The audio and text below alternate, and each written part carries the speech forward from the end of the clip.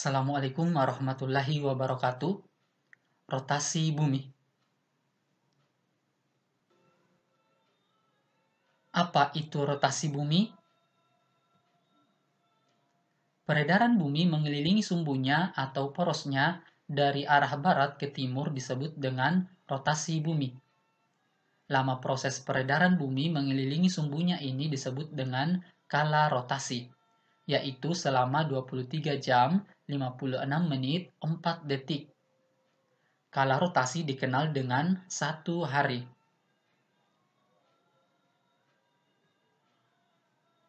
Peredaran bumi mengelilingi sumbunya tidak akan terasa karena adanya gravitasi.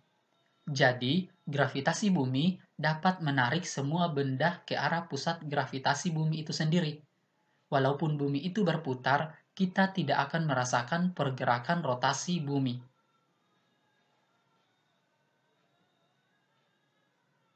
Waktu rotasi bumi memiliki arti jika tiap derajat bujur tersebut ditempuh selama 24 dikali 60 menit. Kemudian dibagi dengan 360 dan dihasilkan waktu 4 menit. Sehingga perbedaan waktu di antara dua tempat yang memiliki bujur yang berbeda 15 derajat adalah 15 dikali 4 menit, yakni 60 menit, atau sama dengan 1 jam. Sementara itu, rotasi bumi dibagi wilayah meridian, yaitu garis lingkar yang melalui kutub utara dan kutub selatan, sehingga daerah yang berada di garis meridian yang sama tersebut mempunyai waktu yang sama pula.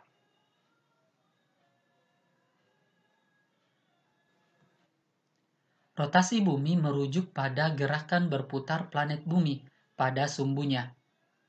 Bumi berputar ke arah timur, atau jika dilihat dari utara, melawan arah jarum jam.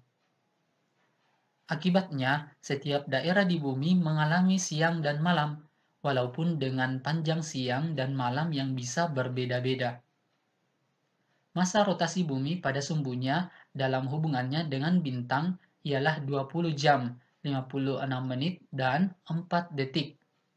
Masa rotasi dalam kaitannya dengan matahari ialah 24 jam. Namun perputaran ini perlahan terus melambat karena pengaruh gravitasi bulan. Hal ini bisa dilihat dari melambatnya 1 hari pada masa kini sebesar 1,7 milidetik dibandingkan seabad yang lalu. Kalian bisa perhatikan di gambar bergerak ini adalah ilustrasi rotasi bumi. Rotasi bumi ini berputar dari arah timur ke barat, atau jika dilihat dari utara, dia melawan arah jarum jam.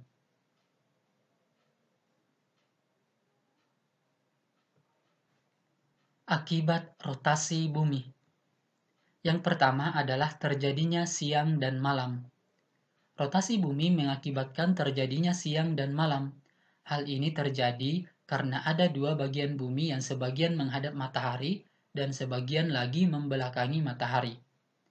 Bagian yang menghadap matahari mengalami waktu siang. Bagian yang membelakangi matahari mengalami waktu malam. Yang kedua, gerak semu harian matahari. Matahari menjadi pusat tata surya yang dikelilingi oleh planet-planet di dalam orbitnya, termasuk bumi. Peristiwa itu disebut dengan gerak semu harian matahari. Pergerakan semu harian matahari disebabkan oleh rotasi bumi yang membuat matahari seolah-olah mengelilingi bumi. Matahari merupakan bintang yang menghasilkan energi atau cahaya sendiri. Matahari itu juga berkeliling. Matahari bergerak mengelilingi sebuah lubang hitam yang berada di pusat galaksi Bima Sakti.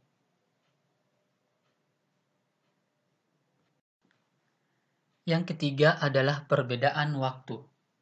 Rotasi bumi juga berpengaruh pada perbedaan waktu di bagian-bagian bumi. Terdapat 24 daerah waktu yang ada di bumi. Pusat waktu berada di kota Greenwich, Inggris, yang terletak pada bujur 0 derajat. Setiap selisih bujur 15 derajat, perbedaan waktu mengalami selisih 1 jam. Bagian bumi di sebelah timur Greenwich mengalami waktu lebih cepat dari Greenwich. sedangkan bagian bumi di sebelah barat Greenwich mengalami waktu yang lebih lambat. Kalian bisa lihat di kedua gambar ini, perbedaan waktu di berbagai wilayah di dunia, dan di gambar kedua adalah perbedaan waktu di Indonesia. Misalkan di New York, jam 7, maka di London jam 12, di Moskow jam 3, dan di Tokyo jam 9. Untuk wilayah Indonesia, terbagi atas 3 wilayah waktu, yaitu Indonesia bagian Barat plus 7, Indonesia bagian Tengah plus 8, dan Indonesia bagian Timur plus 9.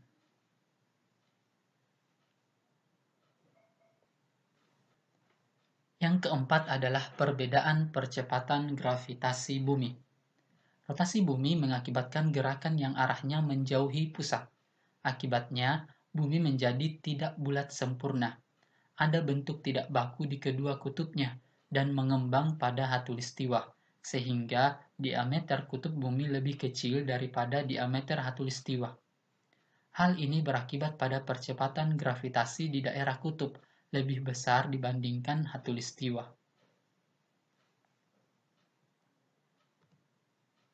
Yang kelima, pembelokan arah arus laut. Angin mengakibatkan terjadinya arus laut. Pada belahan bumi selatan, arus laut berbelok searah perputaran jarum jam. Pada belahan bumi utara, arah arus laut berbelok berlawanan dengan arah putaran jarum jam. Gerakan pembelokan arah angin dan pembelokan arus laut disebut efek Coriolis.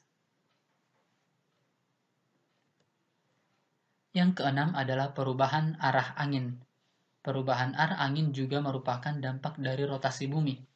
Angin bergerak menuju area dengan tekanan minimal. Ini menyebabkan perubahan arah angin sebagai efek dari gaya Coriolis di angin. Di belahan bumi utara, angin akan berbelok ke kanan. Sebaliknya, di belahan bumi selatan, angin akan berbelok ke kiri. Efek dari gaya Coriolis ini juga berdampak pada beberapa hal lain di bumi seperti perubahan aliran laut.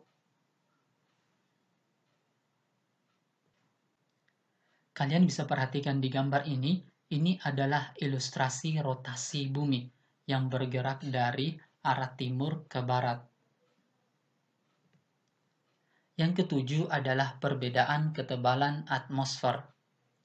Sebagai hasil dari rotasi bumi, ketebalan atmosfer menjadi berbeda-beda. Lapisan atmosfer dibentuk oleh troposfer, stratosfer, mesosfer, termosfer, ionosfer, dan eksosfer. Ada perbedaan ketebalan di setiap lapisan atmosfer.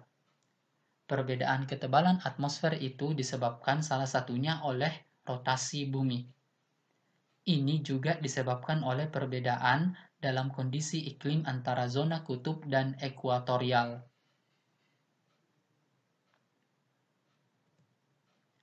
Yang kedelapan adalah bentuk bumi menjadi spheroid.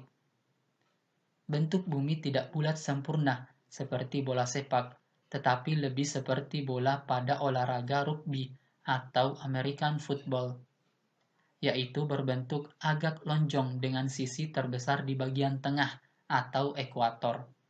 Sementara bagian kutub cenderung mempat. Namun demikian, secara sekilas kita tidak bisa melihat perbedaan ukuran tersebut dan bumi terlihat bulat secara efektif.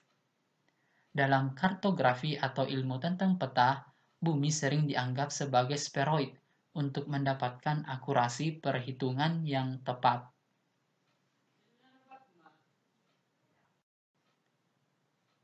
Oke, cukup sekian pembahasannya. Semoga bermanfaat. Terima kasih. Assalamualaikum warahmatullahi wabarakatuh.